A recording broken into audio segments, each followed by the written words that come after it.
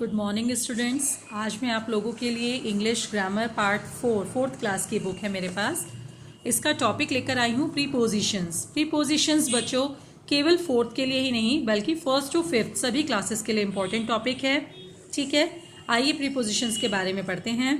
सबसे पहले हमें यहाँ कुछ एग्जाम्पल्स दिए गए हैं विद पिक्चर, इन्हें रीड करते हैं। Always wash your hands before and after meals, the boy jumps into the pool, an earthquake made the books fall off the shelf. यहाँ पर आपको बता रहे हैं कि हमेशा खाना खाने से पहले, खाना खाने के बाद हाथों को धोना चाहिए।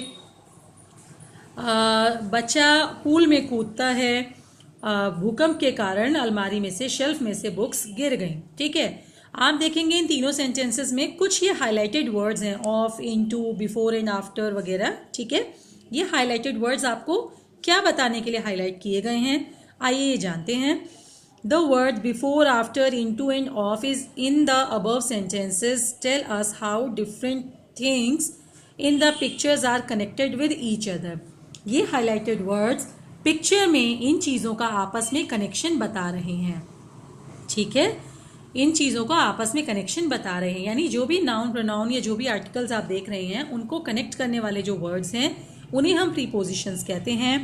Such words are called prepositions as they are placed before noun and pronoun.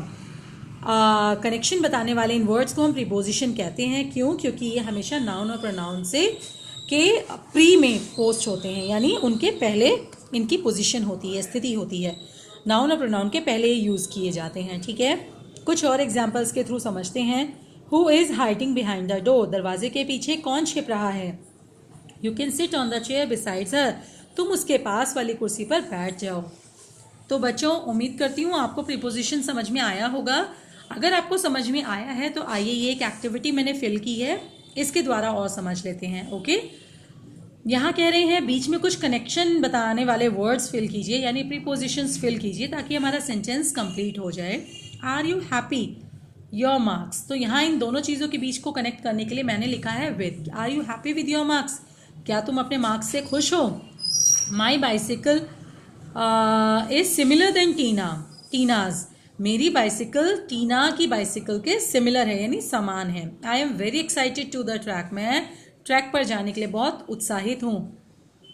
What is your town famous for? तुम्हारा कस्बा किस चीज़ के लिए फेमस है? Jess is very different from her sister. जेस अपनी बहन से बिल्कुल अलग है, भिन्न है। Prepositions can be categorized according to their position with respect to the nouns or pronouns in a sentence. देखिए, प्रीपोजिशन क्या है ये तो आपने समझा, लेकिन प्रीपोजिशंस में भी ना कैटेगरी है। Category means types. अब वो टाइप्स आप हमेशा देखेंगे कि नाउन, प्रोनाउंस जिसके लिए भी इस्तेमाल किए जा रहे हैं वो प्रीपोजिशंस, उनके साथ उनका कनेक्शन प्रॉपर वे में शो करने के लिए, पूरे रिस्पेक्टफुल वे में हम इन वर्ड्स को कैटेगराइज करते हैं। कैटेगराइज कैसे करते हैं? The ones you will study in the chapter are preposition of place, time and moment. यहाँ पर कह रहे हैं प्रीपोजिशन को हम कैटेगराइज करते हैं उनके प्लेस, उनके टाइमिंग और उनके मोमेंट के अकॉर्डिंग। किन के? नाउन और प्रोनाउन के। ओके, तो फर्स्ट यहाँ बता रहे हैं प्रीपोजिशंस ऑफ प्लेस क्या होता है। Word such as in, on, behind, beside, in, front of, above, below, over, under, between, opposite, next to, etc. etc. are prepositions of place. ये जो सारे highlighted words आपको दिए हैं ये preposition of place के examples हैं, as they tell us the position of noun or pronouns in a sentence with respect to its other components. ये कह रहे हैं क्यों? क्योंकि इन words के द्वारा sentence में जो noun या pronoun है उसकी सही स्थिति या उसकी सही जो बाकी की चीज़ें हैं स्टेटमेंट में या पिक्चर में जिसके भी द्वारा आपको डिस्क्राइब किया जा रहा है, उसकी सही स्थिति को दर्शाने के लिए जो वर्ड्स यूज़ किए जाते हैं इन्हें हम प्रीपोजिशंस ऑफ प्लेस कहते हैं। ठीक है, जैसे I saw your shoes under the bed. मैंने तुम्हारे जूते देखे। कहाँ पर देखे? कनेक्ट करने के लिए क्या वर्ड यूज़ यहाँ पे किया गया है? अंडर, बेड के नीचे देखे। The park near the lake is really beautiful. Park बहुत सुंदर है, ये कहना काफ़ी होता, लेकिन कौन सा वाला? जो लेक के नज़दीक है। तो यहाँ लेक से कनेक्ट करते हुए नियर वर्ड का यूज़ किया गया। तो यहाँ पर क्या है? के पास वाला, के नीचे, इस तरह से स्थिति बताई गई है नाउन की या प्रोनाउंस की। Okay, right. आइए कुछ ये एक्टिविटी दी गई है हमें, इनको करके समझते हैं कि किस तरीके से ये प्रीपोजिशन ऑफ प्लेस फिल किए जाते हैं। ठीक है। Father always keeps his paper dash the drawer. पापा अपने पेपर्स को हमेशा रखते हैं ड्रॉर में। ओके, तो ड्रॉर में रखते हैं, तो मे के लिए, मे मीन्स के अंदर, ड्रॉर क्या होती है, दराज, और दराज के अंदर रखी जाएगी ना कोई भी वस्तु, तो अंदर बताने के लिए हम यहाँ पर इन का प्रयोग करेंगे। ओके, नेक्स्ट यहाँ दिया है can't you read the writing dash the wall. क्या तुम वॉल पर लिखी हुई राइटिंग पढ़ नहीं सकते? तो वॉल पर कह के यहाँ कनेक्ट किया जा रहा है, तो पर को इंग्लिश में कहते हैं on. Okay, the school is dash the park. जो स्कूल है वो पार्क के क्या है, बिसाइड्स हो सकता है, के बाजू में, या ओवर के ऊपर, पार्क के ऊपर स्कूल हो सकता है, नहीं, या फिर नियर हो सकता है, के पास। तो आप यहाँ पर बिसाइड द पार्क भी लिख सकते हैं कि पार्क के बाजू में स्कूल है, या नियर द पार्क। तो बच्चों यहाँ पे नियर ज़्यादा सूटेबल है मेरे अकॉर्डिंग, तो मैं नियर लिख रही हूँ, बाकी आप बिसाइड्स भी लिख सकते हैं। There is an old fort dash the dried up step well. ये कह रहे हैं वहाँ पर एक पुराना किला है, dash the dried up step well, यानी वहाँ पर एक पुराना किला है। वेल बच्चों हम कुएं को भी कहते हैं, और ड्राइड अप यानी शायद सूखे कुएं के पास में या बाजू में, है ना। तो यहाँ पर आप जो मुझे समझ में आ रहा है, आप बिसाइड्स भी फिल कर सकते हैं के बाजू में, है ना। ठीक है, नेक्स्ट है the horse jumped easily over the hurdle. Hurdle के ऊपर से हॉर्स आसानी से कूदा, है ना। तो इस तरीके से हमने इनको कनेक्ट कर दिया है, और देखिए हमारे कितने मीनिंगफुल सेंटेंसेस तैयार हो गए हैं, राइट। तो आई होप आपको ये समझ में आ गया होगा। नेक्स्ट यहाँ बताया है प्रीपोजिशंस ऑफ टाइम। देखते हैं इसमें क्या होता है।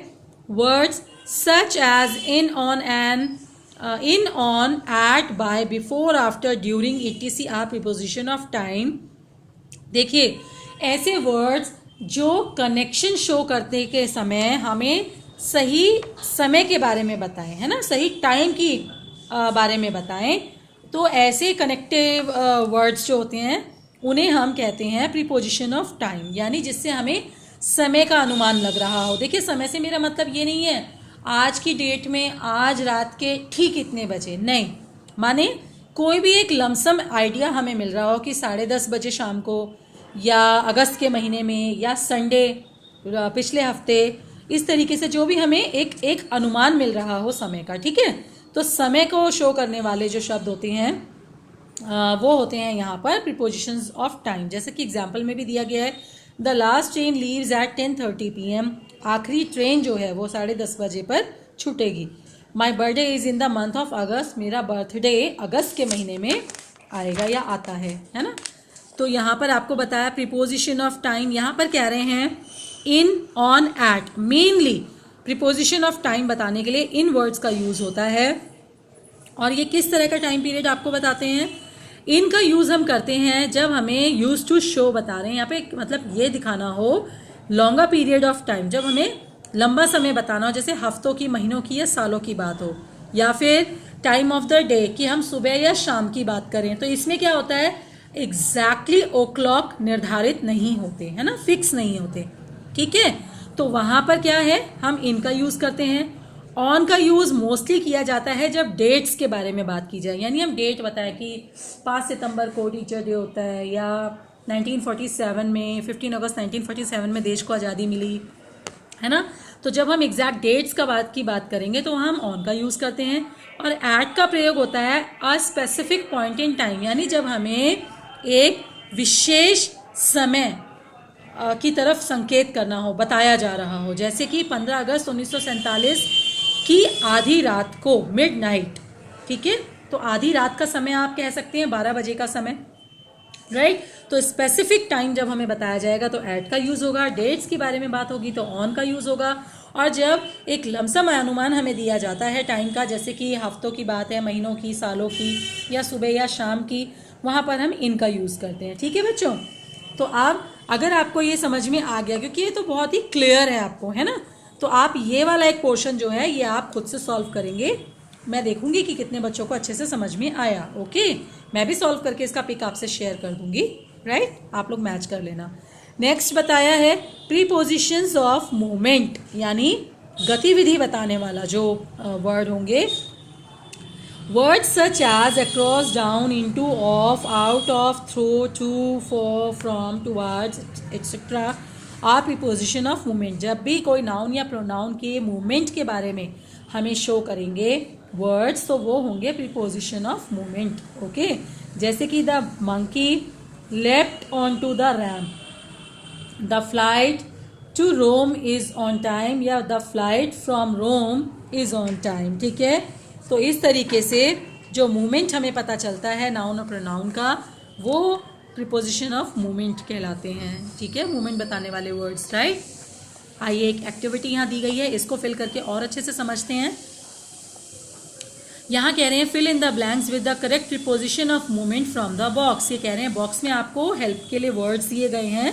ठीक है, ये प्रीपोजिशन ऑफ मूवमेंट के एग्जाम्पल्स हैं, आपको इनमें से चूज करके यहाँ पर फिल करने हैं और सेंटेंस कंप्लीट करना है। फर्स्ट है the train went dash the tunnel, train tunnel से होकर गुजरी, है ना, तो यहाँ पर से होकर गुजरने के लिए हम यूज करते हैं थ्रू का, तो यहाँ पे मैं फर्स्ट में थ्रू फिल करूँगी। Go dash the bridge to reach the cafe, ये कह रहे हैं कि ब्रिज के साथ साथ जाओ कैफे में पहुंचने के लिए। गो अलोंग द ब्रिज, तो यहाँ पर मैं अलोंग फिल करूँगी। She hurt her leg when she fell down the stairs, जब वह जीने से गिरी तो उसके पैर पे चोट लग गई। Keep going dash the canal for another 300 metres और सो, यहाँ पे स्ट्रेट आएगा। Keep going straight the canal. ठीक है, लास्ट में क्या बचा, go across ahead till you reach the post office, go across ahead till.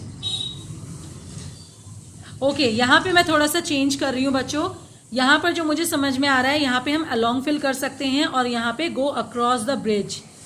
ठीक है, ब्रिज के पार जाइए कैफे पे पहुँचने के लिए, और यहाँ पर है कि गो अलोंग अहेड मतलब साथ साथ चलते जाइए। You reach the post office, तो आप क्या होगा, पोस्ट ऑफिस तक पहुँच जाएंगे। ठीक है ना, तो यहाँ पर मैं ये चेंज कर रही हूँ, राइट।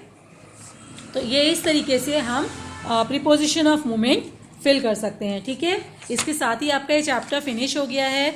देखिए बच्चों, क्योंकि वीडियो बनाते समय डायरेक्टली चैप्टर को रीड करके एक्सप्लेन कर पाने में कई बार बहुत से वर्ड्स होते हैं जो हमें सडनली सामने आने के कारण कंफ्यूज कर देते हैं, जहाँ पर कई बार मैं भी हेजिटेट हो जाती हूँ।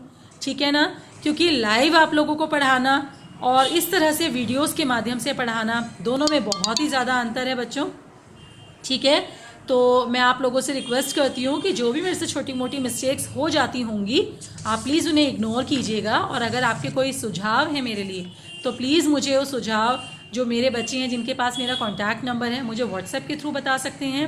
ठीक है, ताकि मैं उनके लिए आगे से वीडियोज़ बनाते समय और अच्छे से काम कर पाऊँ, ताकि आपको समझने में आसानी हो। ठीक है, और जिन लोग के पास मेरे कॉन्टैक्ट नंबर्स नहीं हैं वो मेरे इस चैनल पर अपने कमेंट्स डाल सकते हैं और मुझे बहुत अच्छा लगेगा। Okay, thank you.